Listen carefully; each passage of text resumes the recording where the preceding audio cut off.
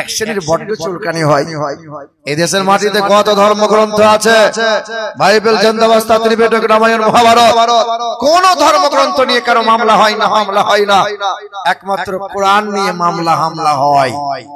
এদেশের মাটিতে ন্যাংটা সাধু, ওই যে কুম্ভ মেলায় যত ন্যাংটা হতে পারলো মানুষ তত বেশি খুশি হলো।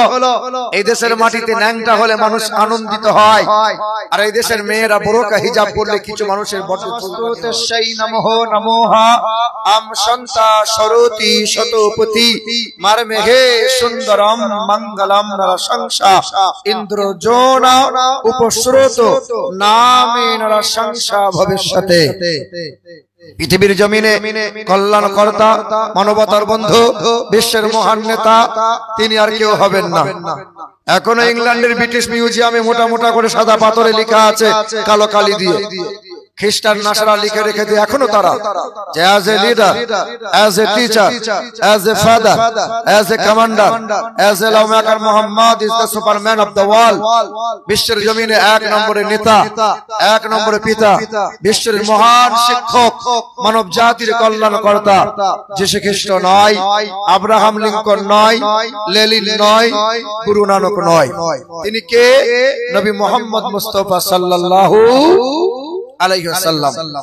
এই যে আপনারা বসে আছেন না 4 কিলোমিটার দূরে দূরে, একটু যদি কাছে চলে আসতেন আমার খুব ভালো হতো।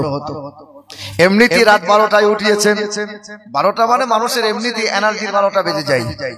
যে হ্যাঁ, তবে যাই হোক, উঠেছি যখন, এসেছি যখন, 2-4 কথা বলবো, বেশি সময় আমি নেব না। ভালো না লাগলে আপনি চলে যাবেন, অসুবিধা হবে না। জি, আমার সোনারটুকরো বন্ধুরা, আমার সুধী মানুষেরা, এই দেশের মাটিতে সব ধর্মের মানুষ বাস করে, হিন্দু, খ্রিস্টান, বৌদ্ধ, জৈন, সাঁওতাল, আদিবাসী সবাই বাস করে, কারো কোনো সমস্যা হয় না। কিন্তু এই দেশের মাটিতে মুসলমানদের নিয়ে এক শ্রেণীর বড্ড চুলকানি হয়। এই দেশের মাটিতে কত ধর্মগ্রন্থ আছে, বাইবেল, জিন্দাবাদ, ত্রিপিটক, রামায়ণ, মহাভারত, কোন ধর্মগ্রন্থ নিয়ে কারো মামলা হয় না, একমাত্র কোরআন নিয়ে মামলা হামলা হয়। এদেশের মাটিতে ন্যাংটা সাধু, ওই যে কুম্ভ মেলায় যত ন্যাংটা হতে পারলো মানুষ তত বেশি খুশি হলো। এই দেশের মাটিতে ন্যাংটা হলে মানুষ আনন্দিত হয়, আর এই দেশের মেয়েরা বোরকা হিজাব পরলে কিছু মানুষের বড্ড চুলকানি হয়। বলো বলো, এ শিক্ষিত মুসলমান সুধী মানুষেরা, আমার বাবাজিরা, ভাইরা আমার, এতদিন আমরা শুনেছিলাম যে অন্যান্য রাজ্যে মসজিদের আজান নিয়ে এক শ্রেণীর বড্ড অসুবিধা হচ্ছিল, কিন্তু এই যে কিছুদিন আগে কাঁথি এলাকায়, মেদিনীপুর কাঁথি একটা গ্রামে 30 ঘর মাত্র মুসলমান বাস করে, সংখ্যায় কম ছিল, তাই তো কট্টরপন্থীরা অমুসলিম রাতের বেলায় মাইকটা নামিয়ে দিয়ে ভেঙে মসজিদের সামনে ফেলে দিয়ে চলে গেল। ভোরে যখন মুয়াজ্জিন এলো, আর তো মাইক নাই, আজান তো হয় না, মুসল্লিরা ছুটে এসে হাজির হলো। জিজ্ঞাসা করলো সকালে এ কাজ করলো কারা? কট্টরপন্থীরা বললো এ কাজ যে আমরা করেছি। কেন করলে বাবা? বলে তোমাদের আজানে আমাদের ঘুমের বড় ডিস্টার্ব হয়, তাই তো মসজিদের মাইকটা ভেঙে দিয়েছে আমরা। আগে মন্দিরে ঘন্টা হয়েছিল, মসজিদে আজান না। হিন্দুদের অসুবিধা হয়েছিল না মুসলমানদের অসুবিধা। এখন রাজনৈতিক উস্কানি সুরসুরি পেয়ে হিন্দু মুসলমান এক শ্রেণী করছে তারা। জি হ্যাঁ, আগে হিন্দু ঘরের বৌমা নিজের ছেলেকে ভোরের বেলায় আজান শুনে উঠিয়ে দিয়ে বলতো খোকা ওঠ, কদিন পরে মাধ্যমিক পরীক্ষা আছে। আগেকার সময়ে মুসলিমরা বা সবাই যারা মাঠে খেতে যারা কাজ করতে যেত, কেউ তো ঘড়ি পরে কাজ করতে যায় না। ওই মসজিদের আজান হয়েছিল, সময় বুঝতে পেরেছিল, তাই তো কাজের ছুটি নিয়ে তারা বাড়ি এসেছিল। এদেশের মাটিতে আজান হয়তো সূর্য ওঠে, আজান হয়তো সূর্য ডোবে, ঠিক না ভুল বলো? কোন এক কবি বলেন, এদেশে আল্লাহু আকবারের সুরে সূর্য ওঠে, এদেশে আল্লাহু আকবারের সুরে সূর্য ওঠে, এদেশে আল্লাহু আকবারের সুরে সূর্য ডোবে, এদেশে আল্লাহু আকবারের সুরে সূর্য ওঠে, এদেশে আল্লাহু আকবারের সুরে সূর্য ডোবে, এদেশের মোল্লা মাঝি কিষান মজুর সবার ঠোঁটে, এদেশের মোল্লা মাঝি কিষান মজুর সবার ঠোঁটে শোনরে লা ইলাহা ইল্লাল্লাহর জিকির ওঠে। ইমানের দপ্ত আগুন জ্বলছে সবার বুকে বুকে, সে আগুন দেশে হতে দেশে দেশান্তরেও জ্বালতে হবে। এদেশে আল্লাহু আকবারের সুরে সূর্য ওঠে, এদেশে আল্লাহু আকবারের সুরে সূর্য ডোবে। এদেশের গঞ্জ গ্রামে খোদার নামে তসবিহাতে, এদেশের গঞ্জ গ্রামে খোদার নামে তসবিহাতে কত পীর আউলিয়াদের অশ্রু ঝরে গভীর রাতে। এদেশের মিনার হতে মুয়াজ্জিনের আজান শুনে কোটি বিরান দোলাই পরে সিজদা করে খোদার শনে। এদেশে আল্লাহু আকবারের সুরে সূর্য ওঠে, এদেশে আল্লাহু আকবারের সুরে সূর্য ডোবে। যারা বলেন নারে তাকবীর, নারে তাকবীর, নারে রিসালাত। মুসলমান আমাদের কোনো অসুবিধা হচ্ছে না তো? আর একটু আগে আসা যাবে বাপ? আর যারা দাঁড়িয়ে আছেন তারা কি বসবেন না নাকি? এই যে আপনি দাঁড়িয়ে আছেন, আমরা পায়ে ব্যথা হচ্ছে, একটু আগে আসলে খুব ভালো হতো। মা বোনটা বসে যান, মা বোনেরা সকলে বসে যান। বেশিরভাগ আমার কপালে এইরকমই জোটে, সব জায়গাতে প্রধান বক্তা করে শেষের বেলায় উঠাই। আমার শিক্ষিত মুসলমান, আমার শুধু মানুষেরা। আব্দুর রাজ্জাক সাহেব আছেন এখানে? কই আব্দুর রাজ্জাক সাহেব আছেন? বসেন, আপনি বসেন, আপনি আশা লাগবে না, আপনারই ঘরে খেলাম, একদম কষা কষা রান্না বুঝলেন। আর আজকে মনে মনে ভেবেছি কষা কষাই দেবো। হ্যাঁ, না না না, খাওয়ার গল্প নয়। আপনাদের এলাকার মানুষ কষা কষা পছন্দ করে, এতক্ষণ তো ঝোল ঝোল হচ্ছিল। কি বলছেন বাপ? কষা কষা দেবো তো নাকি? ঠিক আছে ইনশাআল্লাহ। আমার শিক্ষিত মুসলমান, আমার শুধু মানুষেরা শুনে রেখে দাও, পৃথিবীর জমিনে মার খাচ্ছে কারা, মরছে কারা, লাঞ্ছিত অপমানিত কারা? আমরা মুসলমানরা। আল্লাহ পাক বলে, বান্দা কেউ তোদের মারতে পারবে না, কেউ তোদের অপদস্থ করতে পারবে না। আমি আল্লাহ পাকের দুইটা ঘোষণা। জি আল্লাহ পাক বলেন, ওমা আতাকুমুর রাসূলু ফাখুযুহু ওমা নাহাকুম আনহু ফান্তাহু। কোরআন শরীফের পারা নম্বর 28, সূরার নাম সূরা হাশর, আয়াত নম্বর 7। আল্লাহ পাক জগতের মানুষকে জানিয়ে দেয়, দুনিয়ার মানুষেরা কেউ তোদের মারতে পারবে না, কেউ তোদের অপদস্থ করতে পারবে না। কখনো তোরা মাথা নিচু করে চলবি না, মাথা উঁচু করে বাঁচবি তোরা। ইহকালে নাজাত পেয়ে যাবি, পরকালে হাসতে হাসতে জান্নাতি হবে। আমি আল্লাহ পাকের ঘোষণা, মা আতাকুমুর রাসূলু ফাখুযুহু ওমা নাহাকুম আনহু ফান্তাহু। আমি আল্লাহ পাক জানিয়ে দেই, আমার নবী তোদেরকে যা শুনিয়েছে তা তোরা শুনে নিবি, আমার নবী তোদেরকে যা দেখিয়েছে তা তোরা দেখে নিবি। এক কথায় নবী তোদেরকে যা দেয় তা তোরা গ্রহণ করে নে, নবী যা ছাড়তে বলে তা থেকে নিজেকে দূরে সরিয়ে নে। আল্লাহকে ভয় করো, আল্লাহকে ভয় করো, নবীর ইত্তেবা করে নাও, ইহকালে নাজাত পাবে। নবীর উম্মত হয়ে যাও, পরকালে কল্যাণ হবে। নবীর গোলামি করে নাও, সব জায়গাতে নাজাত পাবে। মাথা উঁচু করে বাঁচবে তোরা, মাথা উঁচু করে বাঁচবে তোমরা। ওয়ালা তাহিনু ওয়ালা তাহজানু, কখনো চিন্তা করবে না, দুঃখ করবে না, সাহসকে হারাবে না। বিজয়ের পতাকা তোর হাতে উঠবে রে বান্দা। কুরআনের শীতল হাওয়া পৃথিবীর কোনায় কোনায় পৌঁছে যাবে যদি আমার হাবিবের উম্মত যদি হয়ে যেতে পারো। ওয়ালা তামুতুন্না ইল্লা ওয়া আনতুম মুসলিমুন, মরার আগে মুমিন মুসলমান হও। ওয়া আনতুমুল আ'লাউনা ইন কুনতুম মুমিনিন, মুমিন আর মুমিনা হয়ে যাও। ওমা আতাকুমুর রাসূলু ফাখুযুহু ওমা নাহাকুম আনহু ফান্তাহু। এক কথায় নবীর উম্মত হয়ে যাও, নবীর গোলামি করে নাও, ইহকালে নাজাত পাবে, পরকালে হাসতে হাসতে জান্নাতি হবে। এ মুসলমান বাবারা, ভাইরা আমার, সন্ধ্যা থেকে কত মানুষ এলো, কত মানুষ গেল, মাথায় টুপি ছিল, সুন্দর পোশাক ছিল, দেখে সব ফেরেশতা মনে হচ্ছিল। ঠিক না ভুল বলো? কাল যখন সকাল হবে মাঠে ঘাটে আজার বাজার করবে, চেহারা পোশাকে আর দেখে কি চেনা যাবে? তুমি মুসলমানের বাচ্চা, চেনা যাবে? স্বামী বিবেকানন্দের ভক্ত যারা, গেরুয়া পোশাক পরে রাত দিন কাটাই তারা, মাদার টেরেসার ভক্ত যারা, পোশাকে চেনা যায় টেরেসার ভক্ত এরা। খ্রিস্টান ধর্মের অনুসারী যারা, সারা জীবন পুরুষ চিহ্ন গলায় ঝুলিয়ে নিয়ে জীবন পার করেছে ওরা। আর্মিকে পোশাকে দেখে চেনা যায়, পুলিশকে দেখে পোশাকে চেনা যায়। হে মুসলমান, শ্রী চৈতন্যের ভক্ত যারা, চারিদিকে মাথা নেড়া করে ভালো করে চুল রাখে যারা, আমরা নবীর উম্মত, আমাদের পোশাকে চলনে খাওয়াতে পরাতে আমাদেরকে কালকে চেনা যাবে। আমরা বললাম নবীর উম্মত, চেনা যাবে বাপ। নবীর উম্মত হলো তারা, খাবার শুরুতে বিসমিল্লাহ বলে খাই যারা। নবীর উম্মত হলো তারা, ঘুম থেকে উঠে আল্লাহর শুকরিয়া আদায় করে যারা। আরে নবীর উম্মত হলো তারা, নবী যেমন করে চুল কাটতে বলে যুবকেরা তেমন করে চুল কাটে, নবী যেমন করে নখ কাটতে বলে যুবকেরা তেমন করে নখ কাটে, নবী যেমন করে শুতে বলে নওজোয়ান তেমন করে শুয়ে যায়। আমার উম্মত তেমন তেমন পালন করে নাই। নবীর উম্মত হলো তারা, সুন্নতের উপর জিন্দেগি পার করে যারা। আরে নবীর উম্মত হলো তারা, বাজারে গিয়ে লটারি কাটে যারা।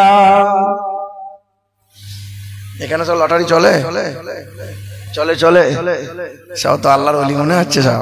হে বাবা, তা আবার চলবে না? এ বাবা, মরণের তো চিন্তা ভয় নাই, মরণের তো চিন্তা ভয় তোমার নাই। আমার গ্রামে জুম্মার দিন ছিল, একদম মসজিদের গা লাগা, শুনছেন? একদম মসজিদ, টাকা গুনলে হবে না বাপ, এদিকে ধ্যান দিতে হবে। জীবন ভর শুধু টাকাই গুনে গেলেন।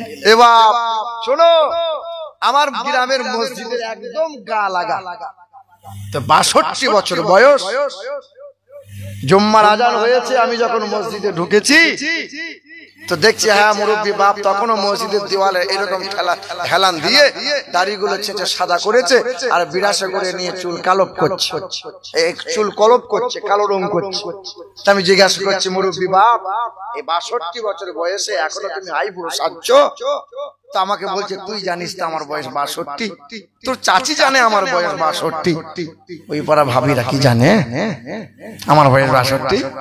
আমার বয়স এখন 40 পুরা জানে। এ বাবা, আছে না নাই এরকম লোক? ও তো মরণের চিন্তা নাই, মরণের ভয় নাই, যে মরা লাগবে। বুড়ো বয়সে তখন আই বড় সাজে।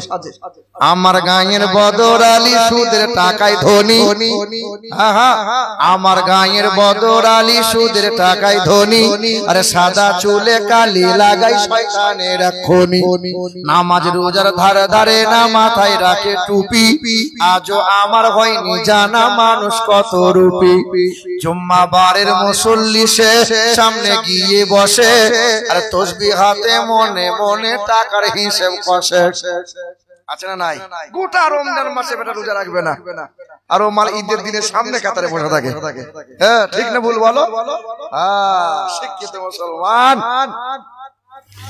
এ বাবাজিরা ভাইরা আমার, একটু ধ্যান দাও। আকাশ জমিনের মালিক কে?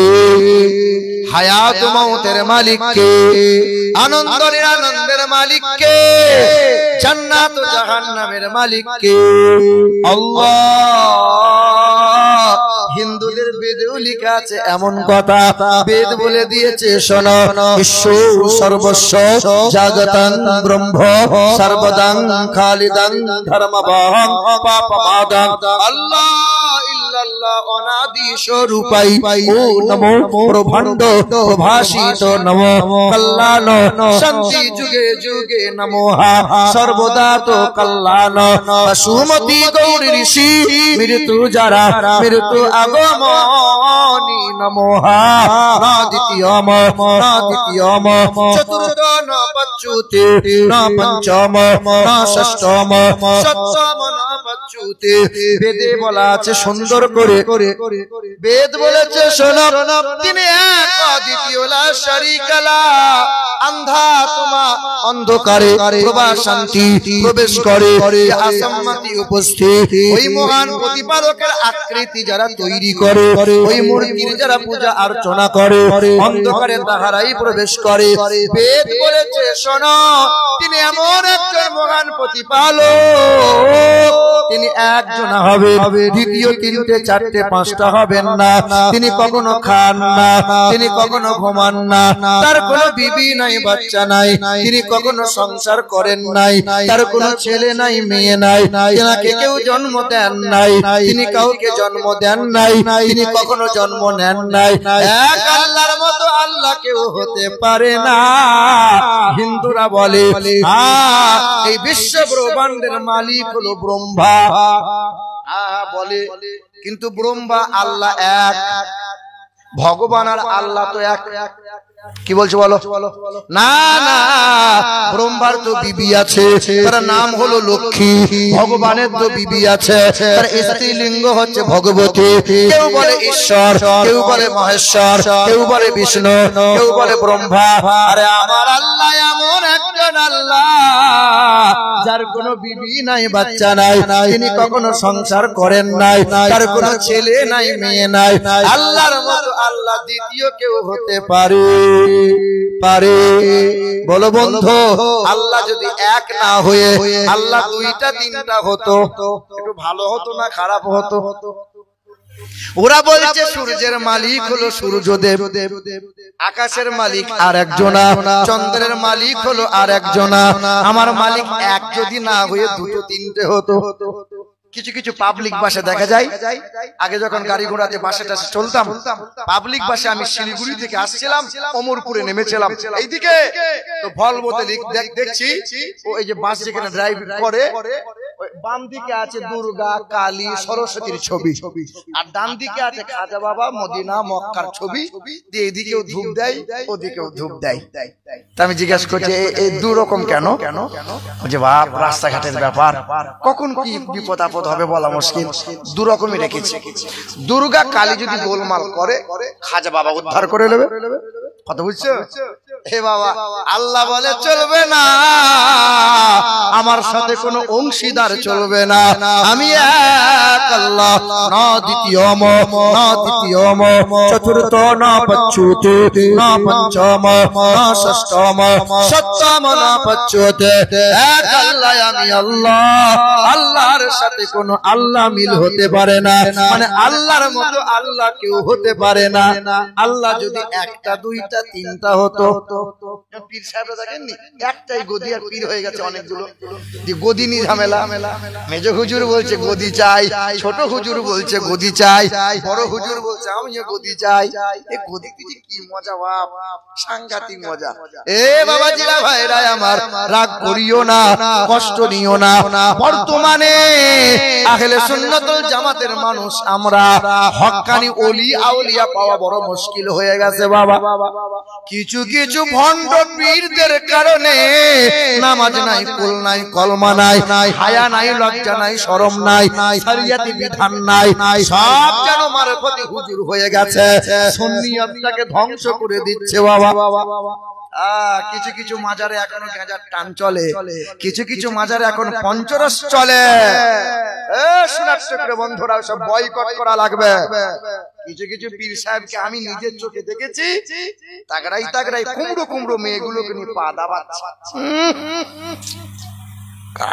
কোথা যে দাবাচ্ছে সে কি বলবো আর লজ্জাও লাগে না শরমও লাগে না ধর্মটাকে শেষ করে দিল এই বাংলাদেশ আর এই বাংলার মাটিতে পশ্চিম বাংলার কিছু ভণ্ড পীর মুসলমান শোনার টুকরো বন্ধুরা আমার এক আল্লাহ যদি দুটো তিনটে হতো একটা বড় আল্লাহ হতো একটা মেজো আল্লাহ হতো একটা ছোট আল্লাহ হতো কিছু মানুষ ছোট আল্লাহর ভক্ত হতো তো কিছু মানুষ মেজো আল্লাহর ভক্ত হতো কিছু মানুষ বড় আল্লাহর ভক্ত হতো ছোট আল্লাহর ভক্তরা বলতো আল্লাহ এই সময় যদি একটু বৃষ্টি হয় শাকসবজি লাগিয়েছে ফসলটা ভালো হতো মেজো আল্লাহর ভক্তরা বলতো আল্লাহ এই সময় যেন বৃষ্টি হয় না কদিন পরে সরিষা কাটবো গো আল্লাহ কি বলছে বলো?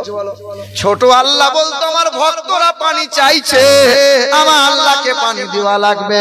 আর মেজো আল্লাহ বলতো সর্বনাশ, পানি যেন দিবি না, আমার ভক্তরা নারাজ হয়ে যাবে। ছোট আল্লাহ বলতো পানি দেবো, আর মেজো আল্লাহ বলতো দে, তোর পুঁতলি ভেঙে দেবো, দে। মানে আল্লাহ আল্লাহ মারামারি হতো কি হতো না? আল্লাহ বলে সব চলবে না, আমার সাথে অংশীদার চলবে না, ছোট বড় চলবে না। আচ্ছা আল্লাহ বড় না ছোট?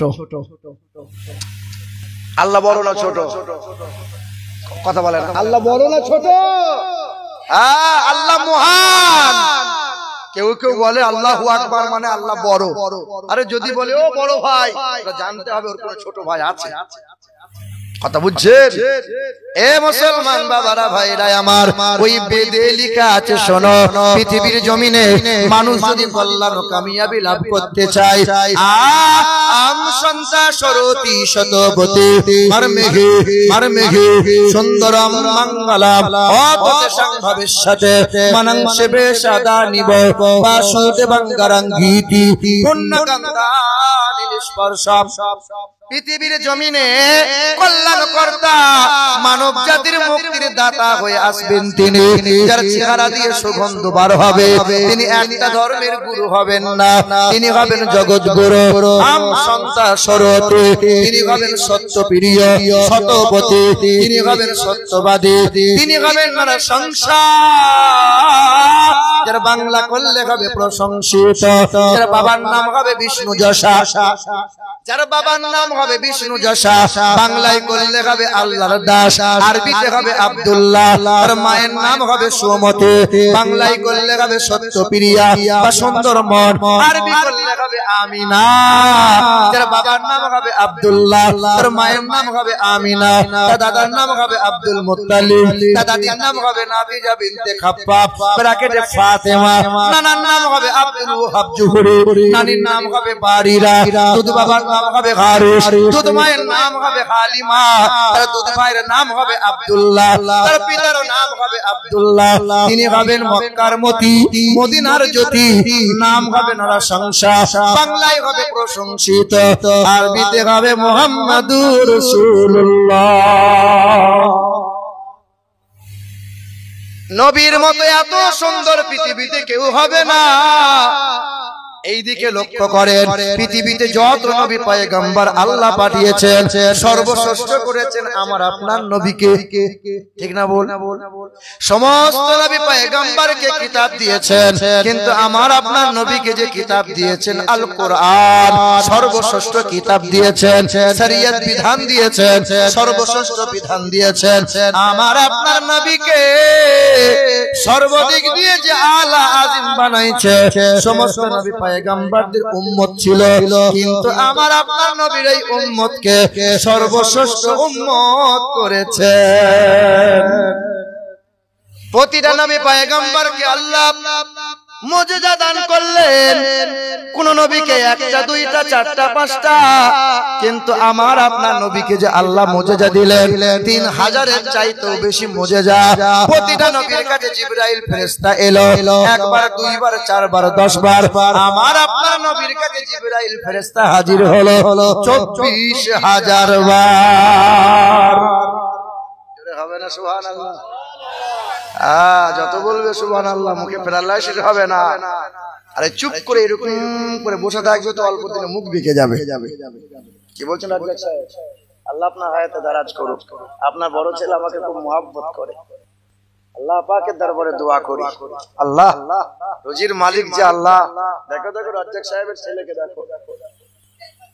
মুসলমান সোনার টুকরো বন্ধুরা, আমার সুধী মানুষেরা, আব্বা জান ভাই জানেরা, একটু ধ্যান দাও। পৃথিবীর জমিনে সবচেয়ে সুন্দর কে? নবী মুহাম্মদ সাল্লাল্লাহু। আল্লাহ পাক এই সারা কায়নাতে যত সৃষ্টি আছে, সকল সৃষ্টির ঊর্ধ্বে যিনি, আল্লাহর পরে যার মর্তবা, তিনি হলেন হাবিবে কিবরিয়া। শিক্ষিত নওজওয়ানরা জানে, পৃথিবীর জমিন থেকে সর্বপ্রথমে যিনি চাঁদে গিয়েছিলেন তার নাম ছিল নীল আর্মস্ট্রং। সালটা ছিল 1969 সাল, জুলাই মাসের 20 তারিখ রাত্রি 11। দেখেন আপনি পড়ে যেন না যেন বাপ, আপনি পড়ে গেলে কিন্তু বিপদ হয়ে যাবে। একটু আগে আসেন, আগে আসেন, কেন একটু আগে বসেন, ভালো করে বসেন না। এ বাবাজিরা ভাইরা আমার, 1969 সাল জুলাই মাসের 20 তারিখ ছিল, রাত্রি 11টার সময় তিনি চাঁদে পা রেখেছিলেন। বিশ্বের মানুষকে চাঁদ থেকে ফিরে আসার পরে তিনটে তথ্য দিয়েছিলেন। এ বিশ্বের মানুষেরা, চাঁদে বিন্দু মাত্র কোনো অক্সিজেন নাই, চাঁদে কোনো উর্বরতা নাই, চাঁদে কালো রেখা, কালো দাগ দেখতে পাওয়া যায়। সাংবাদিকরা প্রশ্ন করেছিল, স্যার চাঁদে কেমনে কালো দাগ দেখা যায়? অনেক মহিলারা বলেন আমার ছেলেটা চাঁদের মতো দেখতে হয়েছে, চাঁদে কিন্তু কালো দাগ আছে। সাংবাদিকরা প্রশ্ন করেছিল, স্যার চাঁদে কেমনে কালো দাগ হয়? নীল আর্মস্ট্রং বলেছিলেন, হ্যাঁ 6 মাস রিসার্চ করলাম, বাইবেল পড়লাম, ত্রিপিটক পড়লাম, জান্দাবাস্তা পড়লাম, চাঁদে একবার অ্যাক্সিডেন্ট হয়েছিল। না না, নক্ষত্রের সঙ্গে নয়, কোন গ্রহের সঙ্গে নয়, মক্কা নগরীতে ওই বেঈমান আবু জেহেল আমার নবীকে বলেছিল, ও মুহাম্মদ হাতের মুঠোয় কি আছে বলো। নবী বলেছিলেন, তুমি জিজ্ঞাসা করো, আমার পরিচয় দেবে। এই হাতের কাঁকর গুলো, পাথর গুলো বলেছিল, আশহাদু আন্নাকা মুহাম্মাদুর রাসূলুল্লাহ। বেঈমান আবু জেহেল বলেছিল, মানি না, এটা তোমার জাদু বিদ্যা। বলো দেখি, আকাশের চাঁদকে দু টুকরো করে দেখাও। আমার আপনার দয়ার নবী, মায়ের নবী আকাশের দিকে ইশারা করেছিলেন, এক আঙ্গুলের ইশারায় আকাশের চাঁদটা দু টুকরো হয়ে যায়, আবার নবীর আঙ্গুলের ইশারায় চাঁদটা জোড়া লেগে যায়। আজ চাঁদে দাগ আছে, নীল আর্মস্ট্রং বলে দিয়ে যায়। পৃথিবীর জমিনে ওই নবী মুহাম্মদ রাসূলুল্লাহর জীবনীটা 14 বার পড়লাম, তার জীবনী চরিত্র পড়ে জানতে পারলাম চাঁদের দাগ পাওয়া যায়, কিন্তু তাহার চরিত্রের বিন্দু মাত্র কোনো দাগ নাই। এ বাবাজিরা ভাইরা আমার, গৌতম বুদ্ধর নাম তো শুনেছে, তাদের ধর্মগ্রন্থে লেখা আছে গৌতম বুদ্ধ সাধনা করতে গিয়েছিল, সাধনা এমন করে করেছিল, ওই যে ওই পোকা খেতে খেতে খেতে খেতে কোমর পর্যন্ত খেয়ে নিয়েছিল। ওদের ধর্মগ্রন্থে এমন লেখা আছে, ওই গৌতম বুদ্ধ মৃত্যু হওয়ার কয়েকদিন আগে যখন হাজার হাজার শিষ্যদের মাঝে ধর্মীয় বাণী শোনাচ্ছিলেন, একজন ভক্ত দাঁড়িয়ে জিজ্ঞাসা করেছিল, ও গুরুজি, আপনি আজকে আছেন, কাল থাকবেন না। আজকে বেঁচে আছেন, কাল তো আপনি থাকবেন না, তবে কালকে যখন আপনি থাকবেন না, ধর্মের বাণী কার কাছে শুনবো আমরা? কি আমাদেরকে সত্যের বাণী শোনাইবে? ওই দিন গৌতম বুদ্ধ বলেছিল, I am not first Buddha, আমি প্রথম বুদ্ধ নয়, আমার পরে পৃথিবীতে একজন বুদ্ধ আসবেন। ভক্তরা বলেছিল, সেই বুদ্ধকে চিনবো কেমন করে, সেই বুদ্ধকে চিনবো কেমন করে? হে শিক্ষিত মুসলমান সুধী মানুষেরা, ওই দিন গৌতম বুদ্ধ বলেছিল, পৃথিবীর জমিনে যিনি জীবনে কখনো কোনোদিন একটাও মিথ্যা কথা বলবেন না, আমানতের খেয়ানত করবেন না, তিনি হলেন হাবিবে কিবরিয়া জানাবে মুহাম্মদুর রাসূলুল্লাহ। এ বাবাজিরা ভাইরা আমার, নবীর মতো এত সুন্দর মহামানব পৃথিবীর জমিনে আর কেউ হবে না। জর্জ বার্নার্ড শ বললেন, I believe if a man like the great scientist or prophet sallallahu alayhi wa sallam, George Bernard Shaw বলেছে যে পৃথিবীর জমিনে বিশ্বের মহান নেতা, মহাবৈজ্ঞানিক নবী মুহাম্মদ সাল্লাল্লাহু, বিশ্বাস হয় যে নবী মুহাম্মদ সাল্লাল্লাহু আলাইহি ওয়াসাল্লাম বিশ্বের মহাবৈজ্ঞানিক হয়। তারা জীবন্ত শুধু সুর আর তাল শুনলাম, এই দাড়িটা রাখবো কেমনে? সায়েন্স কি বলছে?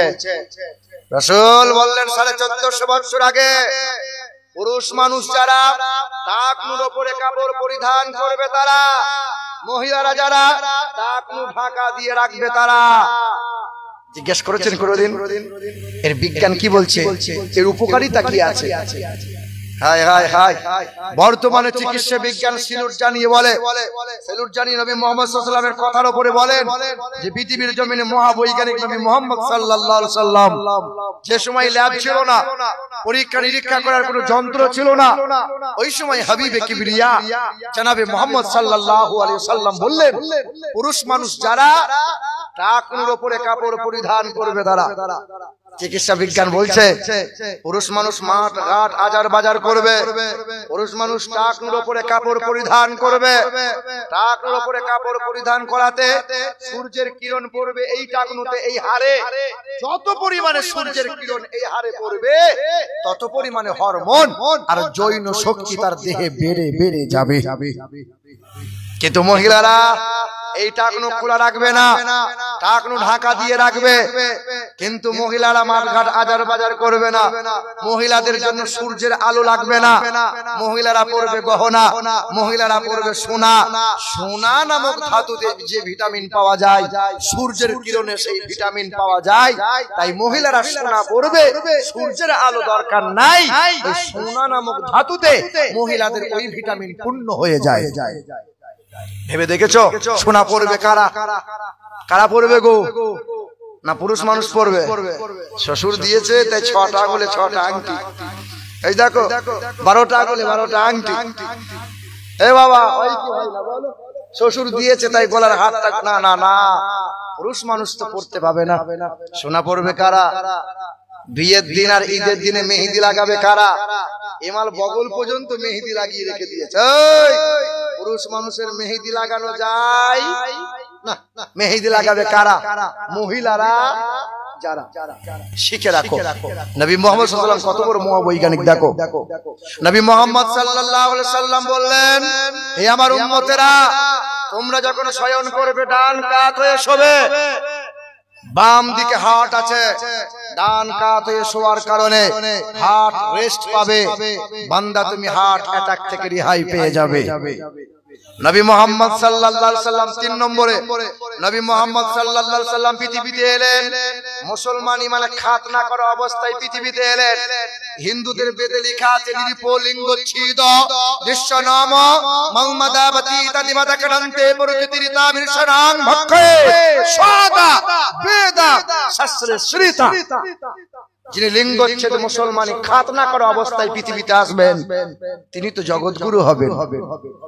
আমাদের মুসলমানদের খাতনা করা হয় শিশুকালে, বাচ্চাদের খাতনা করে দিই আমরা, তাই হিন্দুরা অনেক সময় কটাক্ষ করে বলে কাটোয়া, বলে কি বলেন কাটোয়া, খুব ঘৃণা করে, নিন্দার চোখে দেখে, জানি না।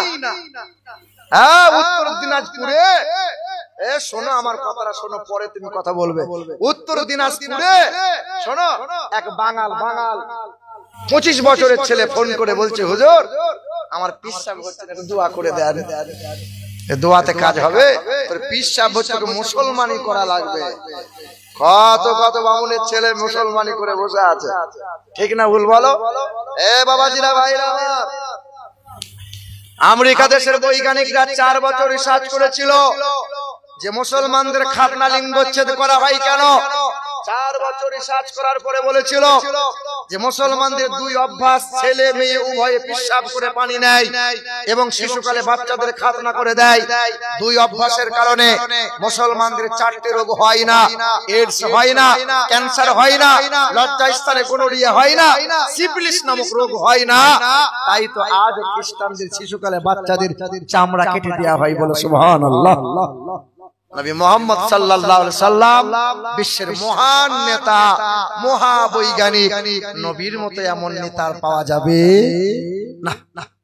মুসলমান বাবারা ভাইরা আমার, শুনেছেন বন্ধুরা আমার, শুধু মানুষেরা, আল্লাহ পাক রব্বুল আলামিন জানিয়ে দেয়, ওমা আতাকুমুর রাসূলু ফাখুযুহু ওমা নাহাকুম আনহু ফান্তাহু আমার নবী তোমাদেরকে যা যা দেবে তা তোমরা গ্রহণ করে নাও আমি মহান মালিকের দুই ঘোষণা এক হলো মুহাম্মাদুর রাসূলুল্লাহ দ্বিতীয় হলো কালামুল্লাহ এই দুটো জিনিস যখন তোমরা বুকে আঁকড়ে ধরে নেবে কেউ তোদের মারতে পারবে না কষ্ট দিতে পারবে না সব জায়গায় মাথা উঁচু করে বাঁচবে তোমরা ইহকালে নাজাত পাবে পরকালে আস্তে আস্তে জান্নাতি হবে কালো হও কিংবা ফর্সা আরবি হও কিংবা বিহারি বাঙালি হও কিংবা গুজরাটি ছোট হও কিংবা বড় নারী হও কিংবা পুরুষ যে দলের যে মতের হও না কেন কুরআন বুকে তুলে নাও কুরআনটা রিসার্চ করো কুরআনটা জমা দাও এই কুরআন যে কুরআন পড়লে পরে সওয়াব পাওয়া যায় যে কুরআনটা শুনলে পরে সওয়াব পাওয়া যায় যে কুরআনটা হাত বোলালে সওয়াব পাওয়া যায় যে কুরআনটা চুমা দিলে সওয়াব পাওয়া যায় এই কুরআনের মতো কিতাব পৃথিবীর জমিনে আর দুইটা হবে না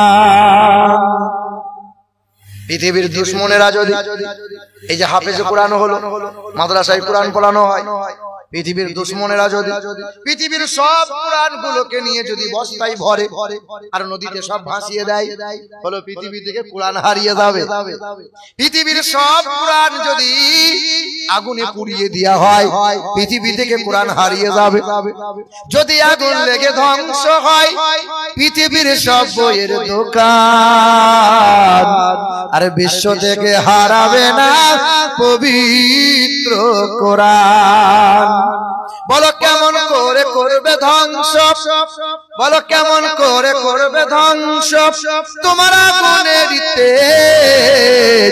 আরে বিশ্বে ভরা লক্ষ লক্ষ আছে কোরআনের হাফেজ আবার ছাপাবে তারা আবার ছাপাবে তারা আসমানি গ্রন্থ বাঁচাবে ইসলামের ঈমান আর বিশ্ব থেকে হারাবে না পবিত্র কোরআন কেউ হারাতে পারবে কিন্তু তফাৎ তো একটাই রয়েছে বাপ দেখো একটু খেয়াল করো তোমার কাবা যা আমারও কাবা তা তুমি যে কোরআন মানো আমিও সেই কোরআন মানি তোমার ধর্ম যা আমারও ধর্ম তা তুমি যে কালেমা পড়ো আমিও সেই কালেমা পড়ি কিন্তু তুমি মাথায় টুপিটা দিতে লজ্জা করো আর আমার টুপিটা না দিলে বড় লজ্জা লাগে তোমার দাড়ি চাঁচলে পরে বড় ভালো লাগে আর আমার দাড়ি চাঁচার কথা ভাবলে বড় ভয় লাগে তুমি লম্বা পোশাকটা পরতে তোমার শরম লাগে আর আমি যদি লম্বা পোশাকটা না পরি আমার বড় শরম লাগে তুমি দাঁড়িয়ে দাঁড়িয়ে পেশাব করতে পছন্দ করো আর আমার পেশাব করার পরে বসে বসে ইস্তেঞ্জা যদি না করি আমার বড় আঘাত লাগে হে মুসলমান তফাৎ হলো একটাই তোমার বুকে নবী নাই কোরআন নাই আমার বুকে নবী আছে কোরআন আছে তুমিও মোবাইল চালাও আমিও মোবাইল চালাই এই যে তুমি মোবাইলটা অন করে বাম দিকে যাও আর আমি মোবাইলটা অন করে ডান দিকে যাই তুমি মোবাইলটা খুলে ন্যাংটা গান আর ন্যাংটা মেয়ের ছবি ছবি দেখে দেখে রাত দিন কাটাও আর আমি মোবাইলটা ডান দিকে যাই কুরআন পড়ে তাফসীর পড়ি শানে নজুল গুলো দেখি হাদিস পড়ি তুমি সারা রাত নোংরা গান বাজনা শুনে রাত কাটাও হেডফোনটা কানে লাগাইয়ে অহরহ রাত তুমি ঘুমিয়ে যাও আর আমরা দেখো এই ভালো ভালো ওয়াজিনদের ওয়াজ শুনে শুনে কুরআন শুনে শুনে সময় কাটাই তোমার রাত 12টা না হলে ঘুম আসে না আর আমার ইশারার নামাজ পড়ে খাওয়া দাওয়া করে জেগে থাকতে পারি না তোমার বেলা 8টা না হলে ঘুম ভাঙে না আর আমার ফজর হলে পরে আর ঘুম আসে না কারণ কি জানো বন্ধু তোমার বুকে কুরআন নাই নবী নাই আমার বুকে আছে কুরআন নবী মাদ্রাসার ছেলেরা দেখো 4 বছর 5 বছর 10 বছরের ছেলে পেশাব করে তো আড়ালে করে লজ্জাই করে বসে বসে করে পেশাব করে পানি তারা নেবে না না এই ভুল হতে পারে না কিন্তু তোমার ঘরের আমার ঘরের ছেলেগুলো সুযোগ পেয়ে গেছে ছটছট করে মুতে দিয়েছে দাঁড়িয়ে দাঁড়িয়ে পেশাব বসে তো পারবে না জিন্সের প্যান্ট কি বলছো বলো? হ্যাঁ, দাঁড়িয়ে দাঁড়িয়ে পেশাব করে, লজ্জাও লাগে না, শরম লাগে না।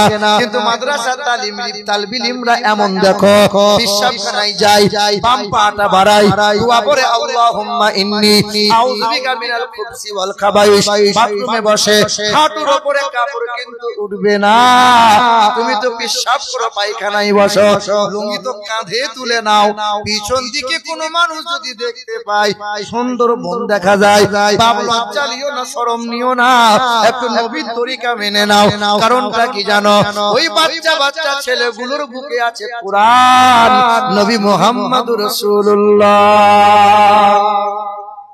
তোমার বুকে নাই, তাই তো ভয় নাই, তাই তো চিন্তা নাই।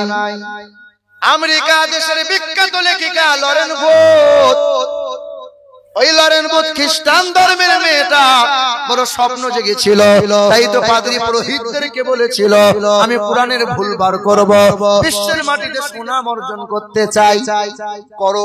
সাংবাদিক সম্মেলনে দাঁড়িয়েছিল, কোরআনটা বাম হাতে করে তুলেছিল, ন্যাংটা পোশাক পরেছিল, বলেছিল কোরআনের ভুল বার করব, বিশ্বের মাটিতে প্রচার করে দাও। সাংবাদিকরা প্রচার করে দিল। এই মহিলা কোরআন পড়তে লাগে, 1 মাস কোরআন পড়ে, 6 মাস কোরআন পড়ে, 1 বছর কোরআন পড়ে, 2 বছর কোরআন পড়ে, 2 বছর কোরআন পড়ার পর ওই মহিলা চিৎকার করে বলেছিল, এই কোরআনটা 5 বার রিসার্চ করলাম, কোরআনে ভুল পেলাম না। বিবেকটা বলল, আর যেন কোরআন পড়িস না।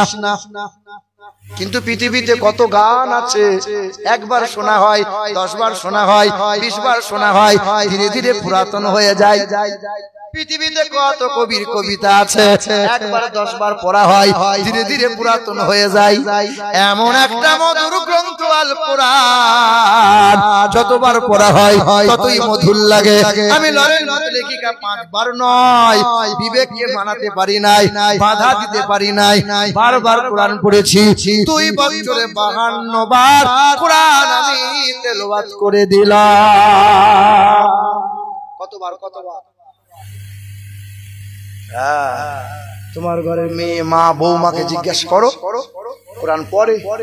রমজান মাস না এলে কোরআন তারা ছুঁইবে না, আর সংসারের বাগানা দিয়ে নামাজের ধার তারা ধারবে না। এই যে যুবক ছেলেরা, মেয়েরা তো নাই সেরকম আছে। কোথায় আছে ওরা? এই দেখো, তবে এখানকার মা বোনটা ভালো, আলহামদুলিল্লাহ। এই যে এখানকার মা বোনটা ভালো, নামাজ কালাম পড়ে বোধহয়, স্বামীর পায়ে তেল গায়ে তেল দেয়। এই যে ওই জন্য তো মহিলাদের মর্যাদা আল্লাহ বেশি দিয়েছে, পুরুষদের মর্যাদা অত নাই যত মর্যাদা আল্লাহ মহিলাদের দিয়েছে। যে ঘরে মেয়ে হয়, ওই মেয়েটা বাপের কাছে রহমত, ওই মেয়েটা একটু বড় হয়েছে ভাইয়ের কাছে আমানত, ওই মেয়েটা বিবি হয়েছে স্বামীর কাছে নিয়ামত, ওই মেয়েটা মা হয়েছে তো খোদা তার পায়ের তলায় জান্নাত দান করেছে, বলে সুবহানাল্লাহ।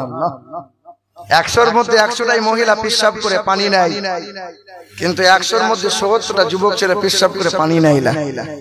কি বলছে বলো? একটা যদি মেয়ের বাপ, একটা যদি মেয়ে তোমার থাকে, নবী বলেছেন আল্লাহ তোমার একটা জান্নাত দান করবে। যটা মেয়ে হবে আল্লাহ তোমাকে তয়টা জান্নাত দেবে। তোমাদের বহরমপুরের ওই জলঙ্গি ঘোষপাড়া গিয়েছিলাম, জলসা করতে করতে বলছিলাম এই কথা, যার জয়টা কন্যা হবে নবী বলছেন আল্লাহ তারে তয়টা জান্নাত দেবে। এক মুরব্বী, 80 বছরের মুরব্বী হাতটা তুলে, যখন চাচা তোমার আবার কি হলো? বলে বাপ 12টা ছেলে আমার, আমি কচু পাবে, কিচ্ছু পাবে না। হ্যাঁ, কিন্তু একটা যদি মেয়ে থাকে, এই অফার আছে না নাই? কথা বলে আছে না নাই? আপনার আছে, মেয়ে আছে? কপাল খারাপ মনে হচ্ছে। আছে?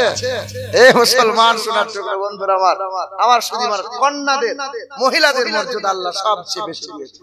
মুসলমান, তবে আমি বছরে 2-3 বার করে নানির বাড়ি যাই।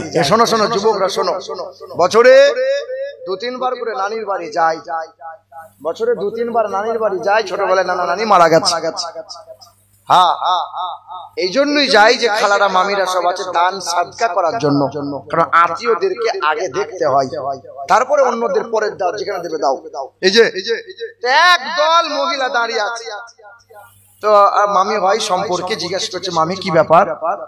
বলে বাপ ব্যাংকে গিয়েছিলাম, তো কি ব্যাপার বলে মাস শেষ চাকরি টাকা তুলতে গেলাম 1000 করে ওই যে কিসের টাকা ভান্ডার বলছে লক্ষ্মী ভান্ডারের টাকা তুলতে গিয়েছিলাম বাপ আলহামদুলিল্লাহ তো ভালো কথা মাসে মাসে 1000 করে পাচ্ছ বিনা পরিশ্রমে তা বলছে বাপ তুই তো বলছিস ভালো কিন্তু মমতাজ একটা অন্যায় করছে কিরকম বলছে আমি পাচ্ছি 1000 জরিনার মা পাচ্ছে 1000 সালমার মা পাচ্ছে 1000 কিন্তু কুদালের মা 2000 পাবে কেন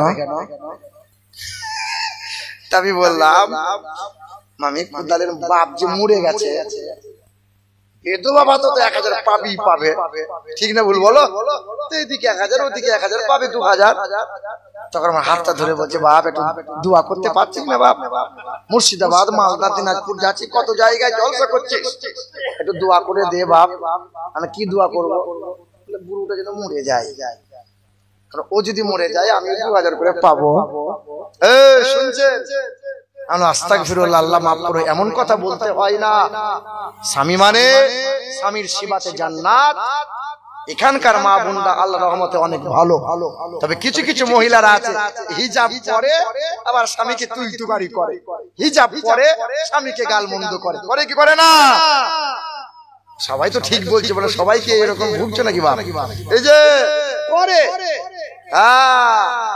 ওই হিজাব আর বোরকা সহ টানতে টানতে জাহান্নামে নিয়ে যাবে এদিকের মা বোনরা তো বন্ধনের লোন টোন করে না বন্ধন গ্রুপের লোন চলে হ্যাঁ বাবা শোনো শোনো আমার কিরানো খুব চলছিল বলে বলে এখন একটু কমেছে তো সকালবেলায় দরজার সামনে বসে আছি পাশের বাড়ি ভাবি সম্পর্কে হয় একদম বেনারসের শাড়ি কুচিয়ে পড়েছে মনে হচ্ছে বেল লাগাতে এই শাড়ি নিয়ে এলো বলেন কুচিয়ে শাড়ি পরেছে পেট অর্ধেক বার করে আর কাঁধে একটা ব্যাগ নিয়ে লিয়ে দুলিয়ে যাচ্ছে আমি মনে মনে ভাবছি ওদের ব্যাংকের ম্যানেজারই পেলো বোধহয় দেখবে এমন ভাব লেয় এসবিআই ব্যাংকের ম্যানেজার ওই বুধাই হয়েছে কি বলছো বলো এ বাবা আমি জিজ্ঞেস করছি ভাবি কোথায় যাবে বলে ষাঁড় আসবে গো কে আসবে বলো কে আসবে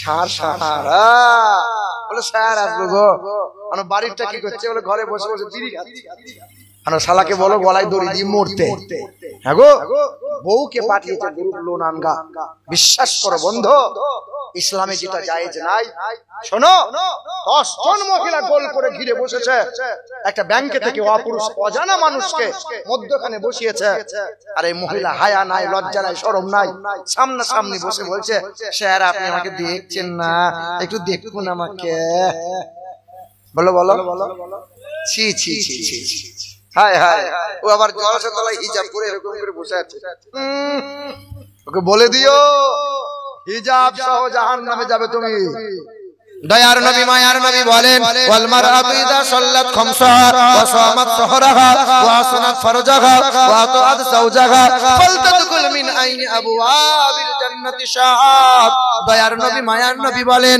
যে মহিলার চারটি গুণ ভালো জান্নাতের 8টা দরজা আল্লাহ খুলে দেবে এক নম্বর মহিলাটা 5 ওয়াক্ত নামাজ পড়ে দুই নম্বর মহিলা রমজান মাসে রোজা রাখে তিন নম্বর ওই মহিলা স্বামীর সেবা করে স্বামীকে দুই তোকারি করে না ভাষা খারাপ করে না চার নম্বর হলো ওই মহিলা বেহায়াই বেপরদাই চলে না পরপুরুষের সাথে ফোনে গল্প করে না চার গুণ ভালো যার জান্নাতের 8টা দরজা আল্লাহ খুলে দেবে যে কোনো দরজা দিয়ে হাসতে হাসতে জান্নাতে চলে যাবে জোরে বলো সুবহানাল্লাহ এ মুসলমান ভুলে যাবে না ওই খ্রিস্টান ধর্মের মেয়েটা বললো 2 বছরে 52 বার কোরআনটা তেলাওয়াত করলাম যে মহিলাটা বেহায়াপনা করেছিল কোরআনটা বাম হাতে নিয়েছিল ধূমপান করতে করতে কোরআন হাতে নিয়েছিল ওই মহিলা আজকে কোরআন বুকে নিয়ে আজ চেঞ্জ হয়ে গেছে মাথায় কাপড়টা নিয়েছিল সাংবাদিক সম্মেলনে বলেছিল কালমা লা ইলাহা ইল্লাল্লাহু মুহাম্মাদুর রাসূলুল্লাহ কালেমা পড়ে ঈমানদার হয়ে গেল মাথায় কাপড় তুলে নিল 5 ওয়াক্ত নামাজি হয়ে গেল তাহাজ্জুদের নামাজ পড়তে শুরু করলো হে মা কষ্ট নিও না, এ মা তুমি দুঃখ নিও না। তুমি যেমন একজন মা, আমার মাও একজন মা। আজকে যে ছেলেটা হাফেজ হলো তার মাও একজন মা, আজ বাবার মাও একজন মা। বাবা নিজামউদ্দিন আউলিয়ার মা একজন মা, বাবা কুতুবউদ্দিন আউলিয়ার মা একজন মা।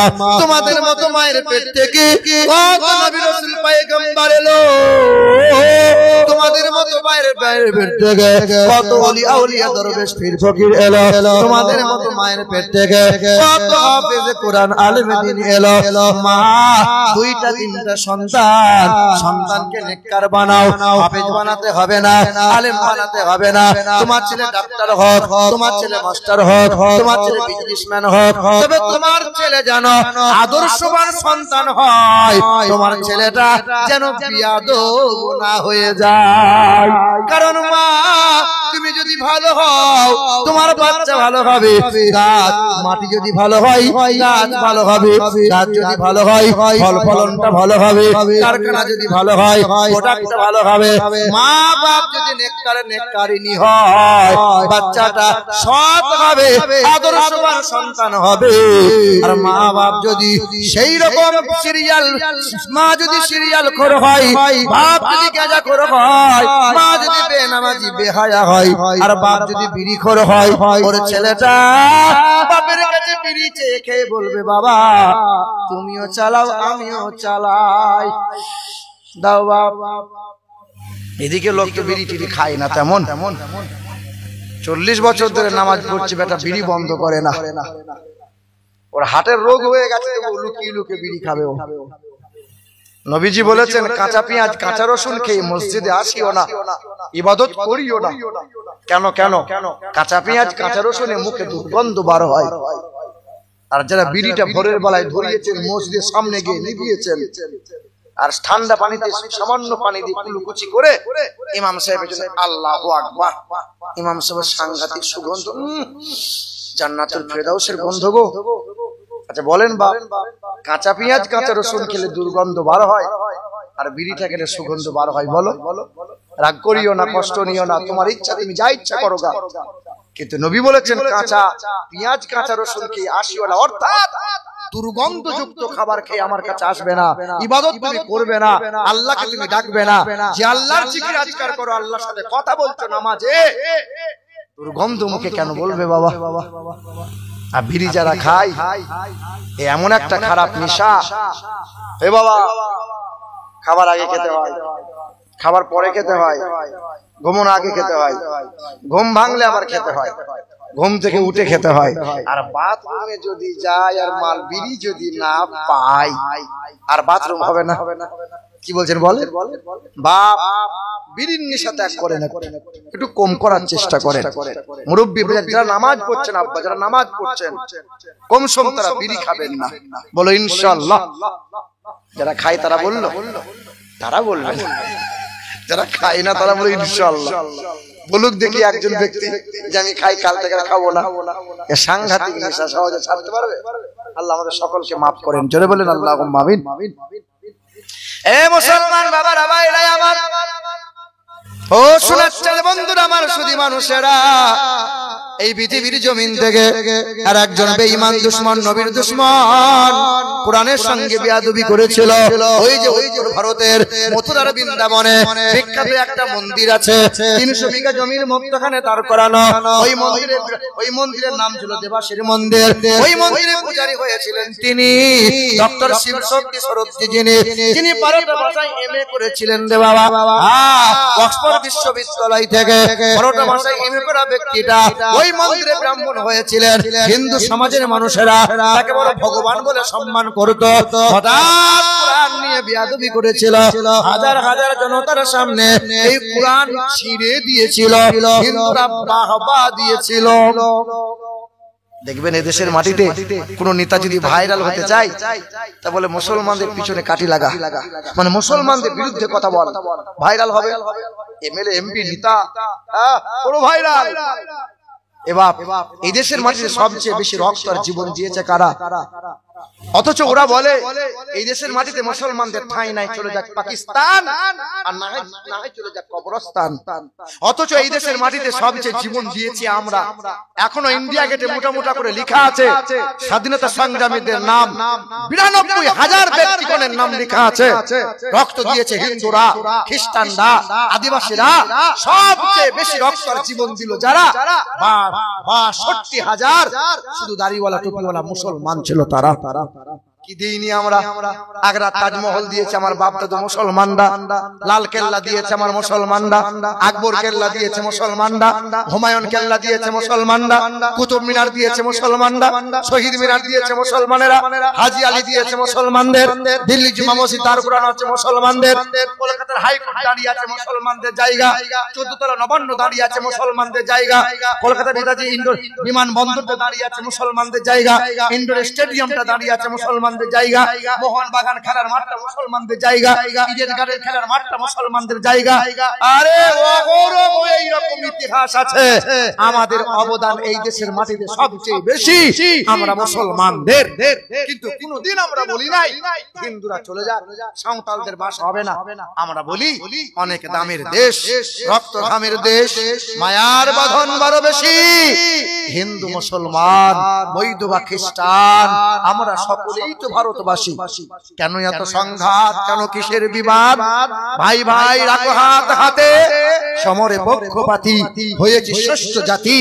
নজির দেখাও আজ দুনিয়াতে, এদেশ তোমার দেশ, এদেশ আমার দেশ, এদেশ সবার মহান।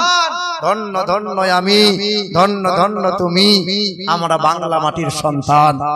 কিছু কিছু মানুষ বলে 1000 বছর দেশ চালিয়েছে মুসলমানরা, তাই তো তলোয়ারে ভয় দেখিয়ে হিন্দুগুলোকে মুসলমান করে নিয়েছে তারা। আরে খেপা, তারা যদি তলোয়ারে ভয় দেখিয়ে হিন্দুকে মুসলমান বানাতো তো ভারতের জমিনে একটা মন্দিরে মাথা খুঁজে পাওয়া যেত। কিন্তু ভুল করেছিল তারা। কি জানো? বাদশা হয়েছিল মুসলমান, কিন্তু মন্ত্রী পদটা হিন্দুকে দিয়েছিল। মসজিদ বানিয়েছিল তারা, সম্প্রীতি বজায় রাখতে গিয়ে মন্দির বানিয়েছে ওরা। এই তো জ্ঞানবাপী মসজিদের ভিতরে এখনো শিবের লিঙ্গ পাচ্ছে ওরা। সেদিন বলেছিলাম তোদের লিঙ্গ, শিবের লিঙ্গ কত বড় হয় রে, কত বড় হয়, কত বড়। কখনো আদিনাথে, কখনো এইখানে। তবে হ্যাঁ করবে, দেখবেন দেখবেন ওই হাজারদুয়ারির ওই যে কাটরা মসজিদ আছে, আফসোস লাগে কত সুন্দর মসজিদ।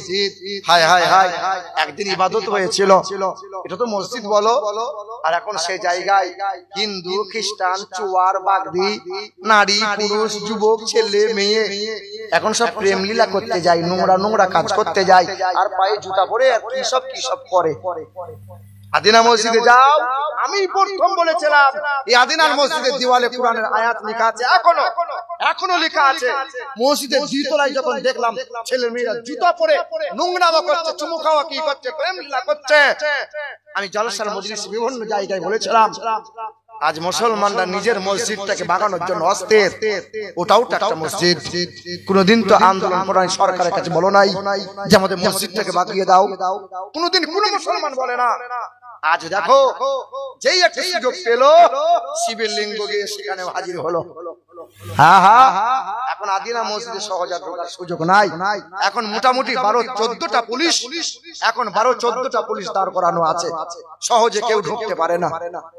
আমার শিক্ষিত মুসলমান, আমার সুধী মানুষেরা, আমার বাবাজিরা, ভাইরা, এ শোনার টুকরো বন্ধুরা, বাবাজিরা আমার দুরূদ শরীফ পড়েন আল্লাহুম্মা। এখানে গরম পানি ছিল কই? আছে, একটু আছে, আছে নাকি দেখেন। ওয়া আলা আলি সাইয়্যিদিনা মুহাম্মদ জিকির করে লা ইলাহা ইল্লাল্লাহ, লা ইলাহা, লা ইলাহা ইল্লাল্লাহ মুহাম্মাদুর রাসূলুল্লাহ। হে মুসলমান বাবারা, ভাইরা আমার, একটু ধ্যান দাও। উত্তর ভারতের মথুরার বৃন্দাবনে বিখ্যাত মন্দির, 300 বিঘা জমির মধ্যখানে দাঁড় করানো। মন্দিরের নাম হলো দেবাশীর মন্দির। ওই মন্দিরে ব্রাহ্মণ হলেন তিনি ডক্টর শিবশক্তি সরোজজি যিনি। মুসলমান বাবারা ভাইরা আমার, ওই ব্রাহ্মণ মানুষটা বাহবা নেওয়ার জন্য কোরআনটা ছিঁড়েছিল। হিন্দু সমাজের মানুষেরা ওর সুনাম করেছিল, বাহবা দিয়েছিল। আল্লাহ কারো ছাড় দেয় কিন্তু ছেড়ে দেয় না, কারো প্রতি আল্লাহর গজব নামিয়ে দেয়। কাউকে যে কোরআনের সঙ্গে বেয়াদবি করেছে, আবার কোরআন তার বুকে আল্লাহ উঠিয়ে দেয়। ইদুল্লু বিহি কাসীরা ওয়া ইয়াহদি বিহি কাসীরা ওয়া মা ইউদিল্লু বিহি ইল্লাল ফাসিকিন। এই কোরআন পড়ে কতজন মুমিন হলো, এই কোরআন পড়ে খাজা বাবা হয়ে গেল, এই কোরআন পড়ে বড় পীর হয়ে গেল, এই কোরআন পড়ে বাবা নিজামউদ্দিন হয়ে গেল, এই কোরআন পড়ে বাবা কুতুবউদ্দিন হয়ে গেল, এই কোরআন পড়ে বাবা শামসুদ্দিন পানিপতি রহমাতুল্লাহ আলাইহি হয়ে গেল, এই কোরআন পড়ে বাবা ফরিদউদ্দিন গঞ্জে সাকার হয়ে গেল, এই কোরআন পড়ে খাজা আহমদ খাজা বাহউদ্দিন নকশবন্দি হয়ে গেল, এই কোরআন পড়ে খাজা শেখ আহমদ সিরহান্দি হয়ে গেল। এই কোরআন পড়ো, কোরআনটা রিসার্চ করো, কোরআন পড়ে কত মানুষ আল্লাহর ওলি হয়, আবার কোরআন পড়ে কত মানুষ পথভ্রষ্ট হয়ে যায়।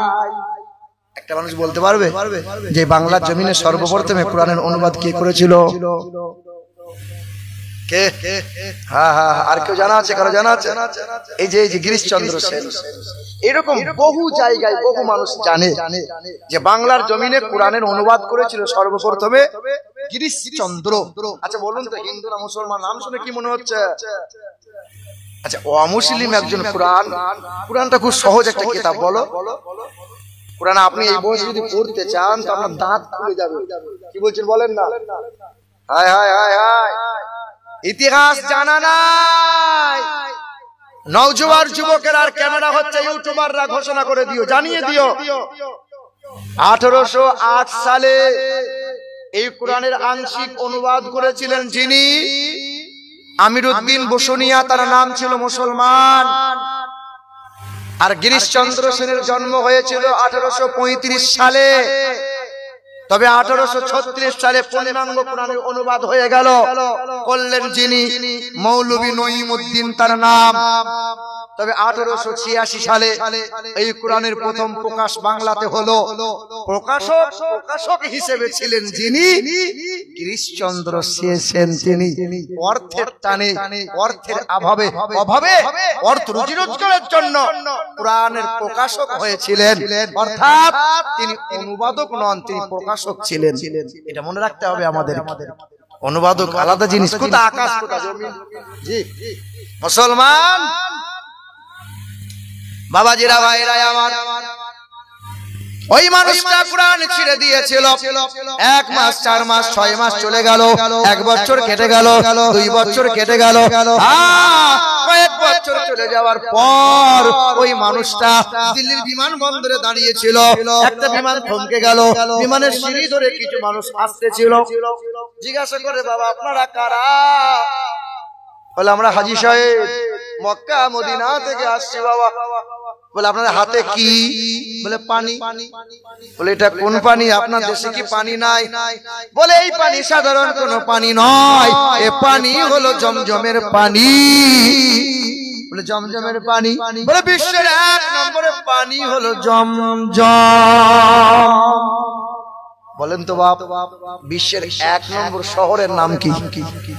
হ্যাঁ, মদিনাতুল মুনাওয়ারা। বলো তো, বিশ্বের 1 নম্বরে পালোয়ানের নাম কি? মৌলায়ে আলী।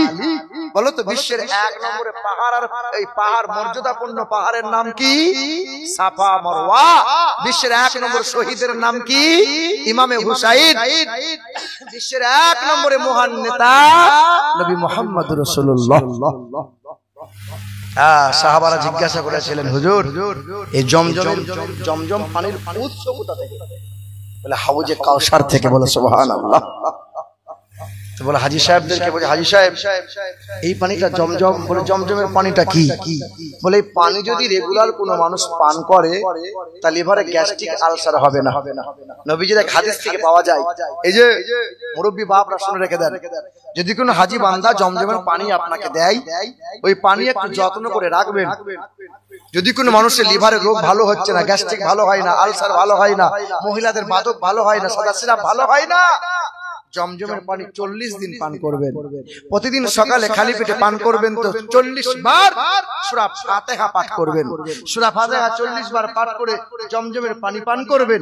40 দিনের এই আমল করলে পরে আল্লাহ পাক লিভারের রোগকে শিফা দান করে দেবেন। বলো সুবহানাল্লাহ। ব্রাহ্মণ বললেন এই পানিটাকে দেওয়া যাবে? তো নেন, একটু নেন। ওই ব্রাহ্মণ মানুষটা জমজমের পানি নিলেন, দিল্লির বড় ল্যাবে পরীক্ষা করতে নিয়ে গেলেন। একবার নয় 10 বার পরীক্ষা হয়ে গেল। ও ব্রাহ্মণ বাবাজি, পৃথিবীতে সব পানির পরীক্ষা করলাম, তবে আজকে এমন একটা পানি পরীক্ষা করলাম যে পানিতে বিন্দু মাত্র জীবাণু নাই।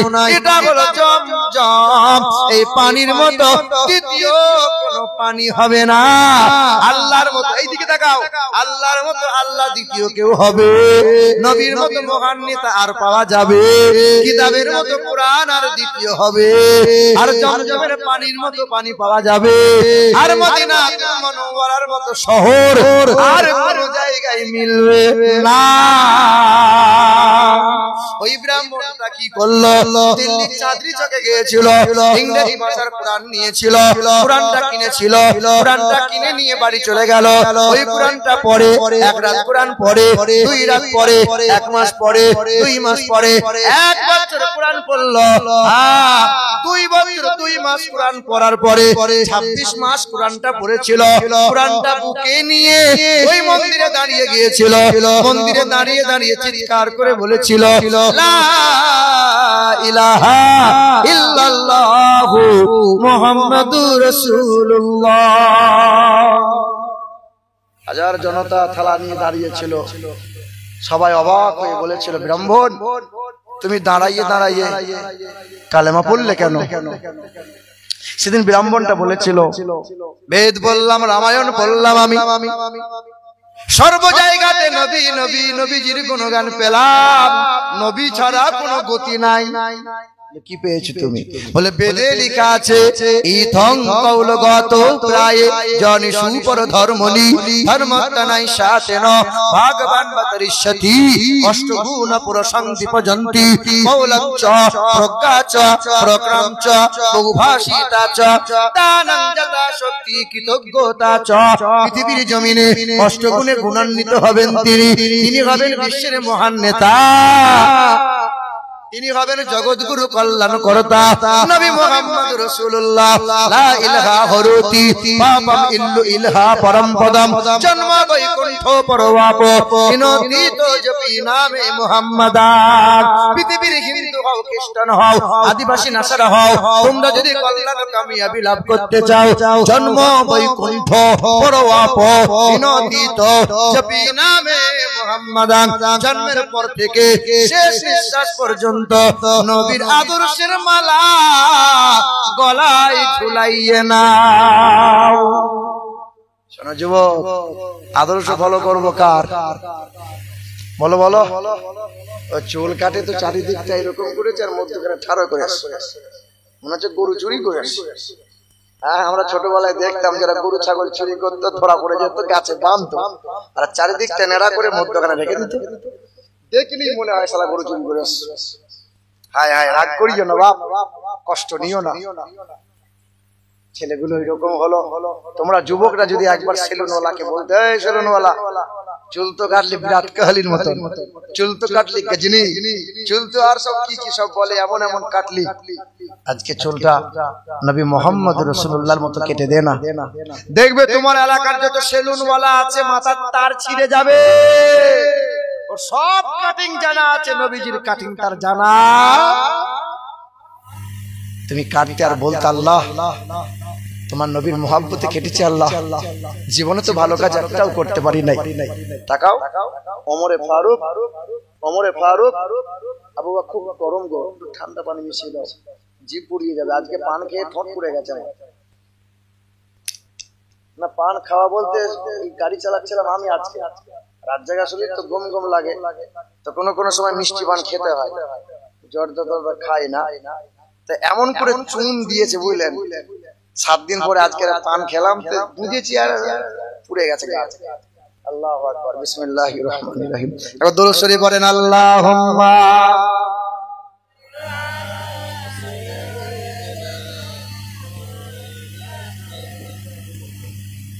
وعلى آل سيدنا সাল্লাল্লাহু তাআলা আলাইহি ওয়াসাল্লাম। কি কথা বলছিলাম গো? ওমরে ফারুক আবু বকরকে বলছেন, ভাই আবু বকর সিদ্দিক রাদিয়াল্লাহু তাআলা আনহু, তোমার এক রাতের আমল আমাকে দেবে ভাই, আমার জীবনের সব আমল আমি তোমাকে দিয়ে দেবো, দাও না? আবু বকর জিজ্ঞেস করছে, ওমর ভাই তুমি কোন রাতের আমল নিতে চাইছো? ওমর তুমি কোন রাতের আমল নিতে চাইছো? বলে ইয়া রাসূলুল্লাহ, আবু বকরকে বলছেন, ভাই আবু বকর আপনি রাসূলুল্লাহর সঙ্গী হয়ে যখন মক্কা থেকে মদিনায় যাচ্ছিলেন, 430 কিলোমিটার রাস্তা, কম বেশি 14 দিন পায়ে হেঁটে হেঁটে গিয়েছিলেন, আর গুহার ভিতরে আশ্রয় নিয়েছিলেন, সাপের দংশন খেয়েছিলেন, ওই এক রাতের আমল আমাকে দিয়ে দাও, আমার জীবনের আমল আমি তোমাকে দিয়ে দেবো। আবু বকর মুচকি হেসে বলেছিল, আবু বকর এই ওমরে ফারুক, আল্লাহ পাক আমাকে জান্নাতের সার্টিফিকেট দিয়েছে, কোন কর্মে যদি আল্লাহ নারাজ হয়ে যায়, যিনি দিয়েছেন তিনি কেড়েও নিতে পারেন, কিন্তু এক রাতের আমল যে আমার এটিএম কার্ড, ওটা যে আমার ক্রেডিট কার্ড, আরে হাসরের কঠিন ময়দানে আল্লাহর দরবারে ভাঙাবো, খুচরা করবার নিয়ামত ভোগ করব। আরে মুসলমান, চুলটা কাটতে নবীর তরিকা মতো সেলুনের দোকান থেকে বেরিয়ে বলতে, দয়ার মালিক আল্লাহ তোমার হাবিবের মহব্বতে চুলটা কেটেছি, তোমার হাবিবের মহব্বতে নখটা কেটেছি, আরে সেই দিন আল্লাহ তোমার জন্য এটা এটিএম কার্ড করে রেখে দিত, হাসরের ময়দানে কিছুই নাই, একটা সুন্নতের জন্য হাসতে হাসতে রহমতের জান্নাত যেতে পারি নাই।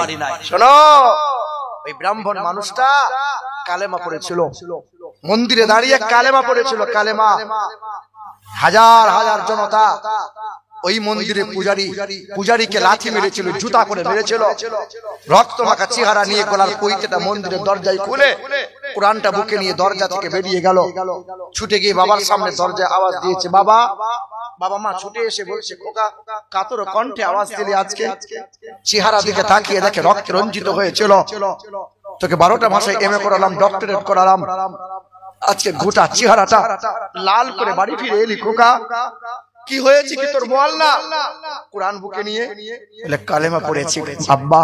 বাবা কালেমা পড়েছি আমি। বলে কালেমা পড়লে কি রক্ত ঝরে? কোরআন বুকে নিলে কি রক্ত ঝরে? বলে রক্ত শুধু ঝরে না, নবীর সাহাবা ছিল যারা যারা কোরআন এবং নবীজির মহব্বতকে জিন্দা রাখার জন্য নিজের জীবনের বাজি লাগিয়েছিল তারা। বলো তো, একটা জিজ্ঞাসা করি, এই ইসলামের জন্য নবীজির মহব্বতে সর্বপ্রথমে নিজের জীবন দিয়েছিল কে? কোন পুরুষ না নারী? জানা আছে? ওই মহিলার নাম কি? হ্যাঁ মহিলা, ওই মহিলার নাম ছিল হযরতে সুমাইয়া। জানো জানো কালেমা, এই তো আমরা তো কোরআন পেয়েছি সহজ, কালেমা পেয়েছি সহজ, বগল বাজাচ্ছি আর ধর্ম করছি, কিছুই নাই, ধর্ম কিছুই করতে পারি নাই আমরা। বলো বলো। আরে আগেকার মসজিদ গুলো মাদ্রাসা গুলো কাঁচা ছিল, আগেকার মানুষ শিক্ষার হার কম ছিল, আগেকার মানুষ বিশ্বাসী ছিল, আগেকার মানুষ সৎ ছিল, আগেকার মানুষ খাবার খেত খাঁটি, আগেকার মানুষের ঈমান ছিল খাঁটি, আগেকার মসজিদ ছিল কাঁচা, কিন্তু নামাজি মুসল্লি যতটুকুই ছিল ততটুকু পাকা ছিল। আজকে শিক্ষার হার বেড়েছে, নোংরামো তত বেড়েছে, আর যত বেড়েছে নোংরামো তত খোদার নতুন নতুন গজব রোগ ব্যাধি বেড়েছে। এখন মসজিদ মাদ্রাসা ঝকঝকে চকচকে, আর আমরা সব হয়েছি ফকফকে। বলো বলো বলো।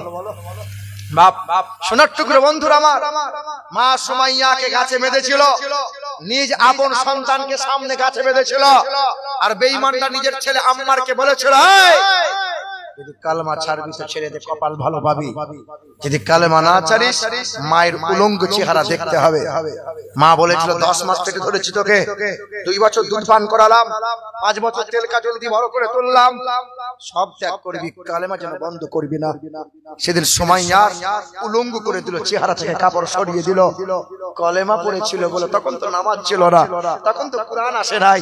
হ্যাঁ হ্যাঁ, কালেমা কালেমা না, রাত দিন তারা কুরআন পড়তে পারে নাই, রাত দিন নামাজ পড়তে পারে নাই, রাত দিন এই রোজা রাখতে পারে এইরকম করে না। ইবাদত এত সহজ ছিল না। কালেমা পড়েছে, ঈমান এনেছে, নবী নবী করেছে।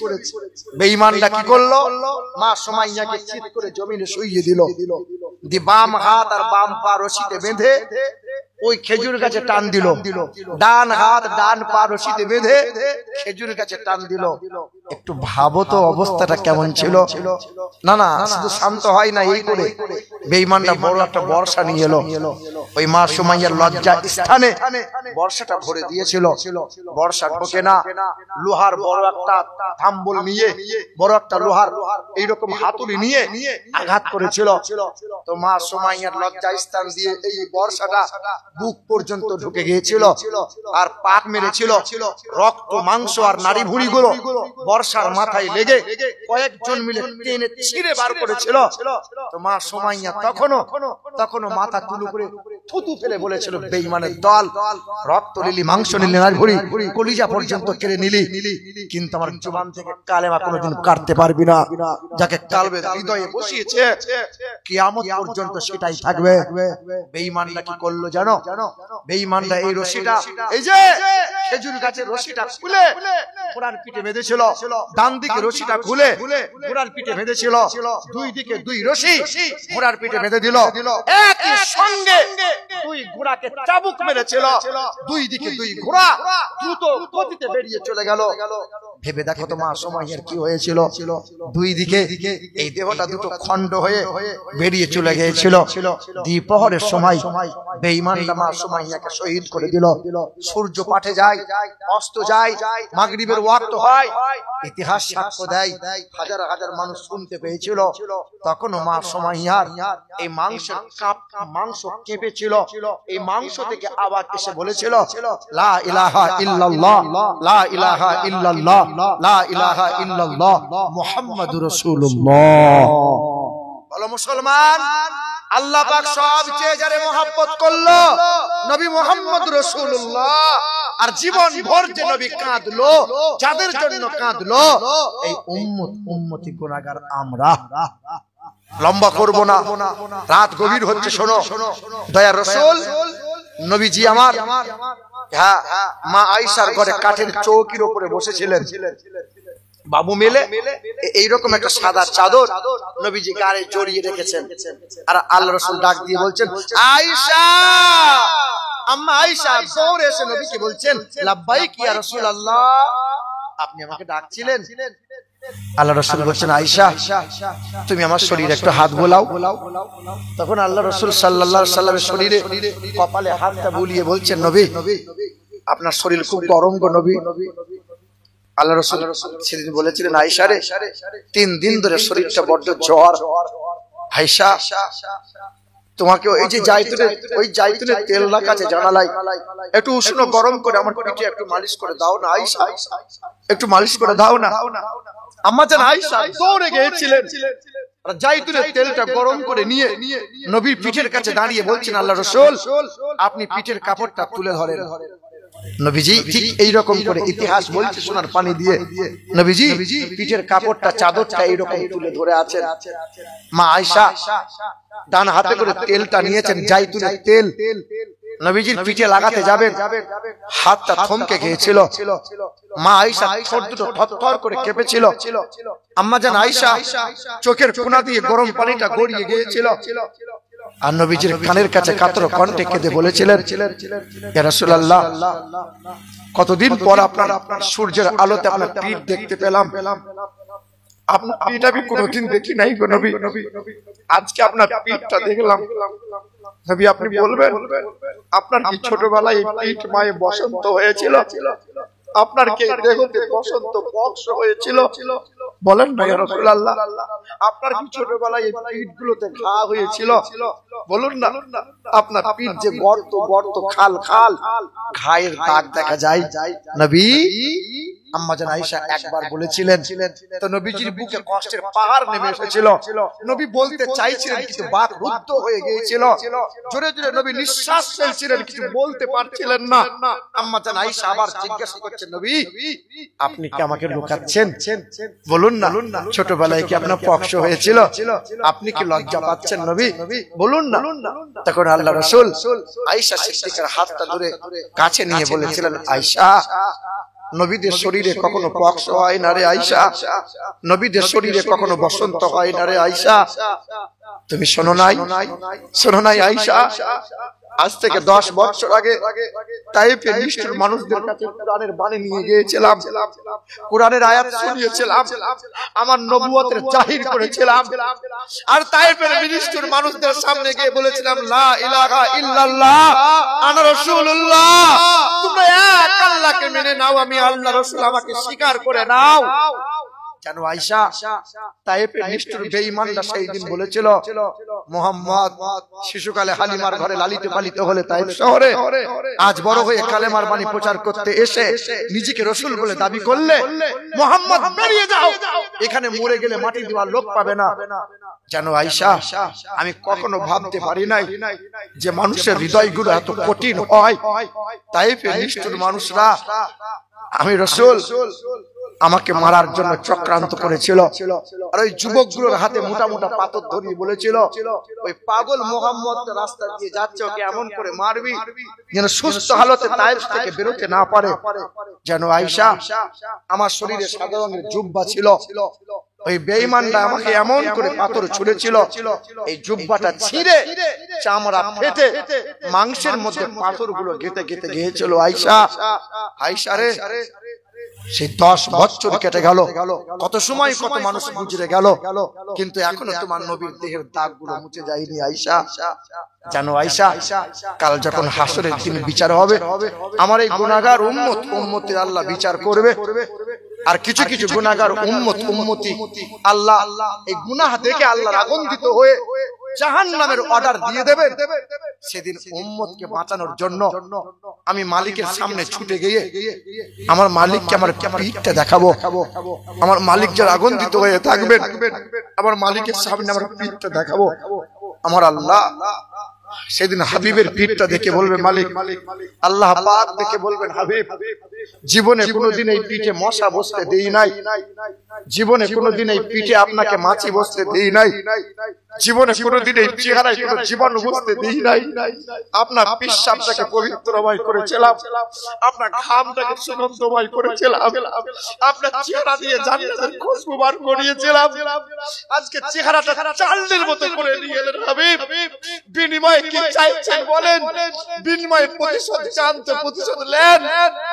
আল্লাহ রাসূল কাতর কণ্ঠে মালিকের দরবারে মাথা নত করে বলবেন, আল্লাহ জীবনে কোনদিন কত মানুষ কত কষ্ট দিয়েছে আমাকে, আমি কারো বিরুদ্ধে মামলা করি নাই, তোমার কাছে নালিশ করি নাই, কোনদিন কারো বিরুদ্ধে প্রতিশোধ নিতে যাই নাই, আজ আমি কারো বিরুদ্ধে প্রতিশোধ নিতে যাব না। আল্লাহ আমার গুনাহগার উম্মতকে তুমি জাহান্নামে দিও না। আমার উম্মত যে বড় দুর্বল, আমার উম্মত যে বড় নাদান, আমার উম্মত যে বড় দুর্বল। জীবনে বিবি বাচ্চার ভাবনা ত্যাগ করেছিলেন, কিন্তু উম্মতকে ভুলে যান নাই। রওজা মুবারকে উম্মতের জন্য কেঁদেছেন, আজ আপনি উম্মতের জন্য কাঁদছেন। এই উম্মতের আমল নামাটা আপনি দেখেন, এই দেখো তোমার আমার আমল নামাটা নবীর হাতে দিয়ে আল্লাহ রাসূল মাথা নত করে ফেলবেন। রাসূল তোমার আমার আমল নামাটা দেখে আফসোস করে বলবেন, হায় উম্মত, হায় হায় হায়, তোমার প্রতিটা পাতায় সব নীল হয়েছে। তুমি জীবন পেয়েছিলে, বছর পেয়েছিলে, মাস পেয়েছিলে, দিন পেয়েছিলে, আমার কথা তোমার একটু মনে পড়ে নাই বলো? আমার প্রতি এতটুকু তোমার দরদ আসে নাই বলো? জানো উম্মত, আমি মক্কায় ছিলাম তো মক্কার বেঈমানরা এই গামছা দিয়ে আমার গলাটা ফাঁস দিয়েছিল, ফাঁস। বেঈমানরা আমাকে মেরে ফেলেছিল, চেহারা লাল হয়েছিল, কিন্তু আমি নবী 1 মিনিট 1 সেকেন্ডের জন্য আব্বা বলে চিৎকার করি নাই, মা বলে চিৎকার করি নাই। আমি মালিকের দরবারে শুধু চিৎকার করে বলেছিলাম, আমার উম্মত উম্মতিকে তুমি মাফ করে দাও। আমার মক্কাতে বড় থাকার শখ ছিল, কারণ মক্কা মাতৃভূমি, মক্কা বাপদাদুর পৈতৃক ভিটা। কিন্তু বেঈমানরা মক্কায় থাকতে দেয় নাই, মক্কা থেকে বিতাড়িত করেছিল। মক্কা থেকে 430 কিলোমিটার রাস্তা 14 দিন পায়ে হেঁটে গিয়েছিলাম। 1 মিনিটের জন্য আমি তোমার ভাবনা ত্যাগ করে দিই নাই। যেন উম্মত ভেবেছিলাম মদিনায় গিয়ে একটু সুখ পাবো, কিন্তু মক্কার বেঈমানরা সুখে থাকতে দেয় নাই। মক্কার পালওয়ান যুবকগুলোকে লেলিয়ে দিয়ে বলেছিল যে মুহাম্মাদের মাথা কেটে আনতে পারবে 200 উট দেয়া হবে। বিপদের সম্মুখীনে আমি দাঁড়িয়েছিলাম, কিন্তু কোনোদিন তোমার ভাবনা ত্যাগ করে দিই নাই। মদিনায় ছিলাম, মদিনা থেকে উম্মতের মায়ায় পড়ে 3 দিন বেরিয়ে গিয়েছিলাম। না খাওয়া, না পান করা, না আরাম করা ছিল। সিজদায় 3 দিন 3 রাত তোমারই ভাবনায় ভেবে বলেছিলাম, আল্লাহ আমার উম্মতকে তুমি মাফ করে দাও। যেন উম্মত মক্কার বেঈমানরা 3 বছর আমাকে বয়কট করেছিল। ওই গাছের পাতাকে একে আমার বিবি আমি বিবি খাদিজাকে সঙ্গে নিয়ে 3 বছর কাটিয়েছিলাম, কিন্তু তোমার ভাবনা কোনোদিন আমি ভুলে যাই নাই। আমার মাথাটা 2 বার ফাটিয়ে দিয়েছিল বেঈমানরা, কিন্তু তোমার ভাবনা কোনোদিন ভুলে যাই নাই। পেটটা চালনির মতো গর্ত করে দিয়েছে বেঈমানরা, কিন্তু তোমাকে আমি কোনোদিন ভুলে যাই নাই। আম্মা জান আয়েশা বলেন, 3টে চাঁদ উঠেছে, 3 বার চাঁদ ডুবেছে, অর্থাৎ 3 মাস নবীর 9 বিবির ঘরে উনুন জ্বলে নাই। আমি নবীকে দেখতাম, নবী সব সময় যেন একটা মুখ, মন, চেহারা যেন অন্যরকম অন্যরকম করে থাকতেন।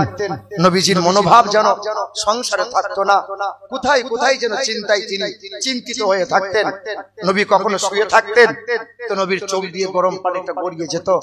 আমি পানিটা মুছিয়ে নিয়ে নবীর কপালে হাতটা বুলিয়ে বলতাম, নবী আপনি সংসারের জন্য খুব চিন্তা করছেন বলেন, ছেলে মেয়ের জন্য খুব ভাবনা ভাবছেন বলেন। নবী উঠে আমি আয়েশার গায়ে হাতটা বুলিয়ে বলতো, আয়েশা সংসারের চিন্তা হয় না রে আয়েশা, ছেলে মেয়ের ভাবনা আমারও হয় না রে আয়েশা, আমার বড় চিন্তা হয় আমার গুনাহগার উম্মতির কি হবে, আমার গুনাহগার উম্মতির কি হবে। মুসলমান নওজোয়ান যুবকেরা, আল্লাহ এক, কুরআন এক নবীর উম্মত আমরা, কাবা এক। সেই নবী জীবন ভর তোমার আমার জন্য কেঁদে গেছে, সংসারকে উজাড় করে দিয়েছে, আর আমি তুমি ছেলে মেয়ে সংসারের চিন্তায় পড়ে ওই নবীকে আমরা ভুলে গেছি।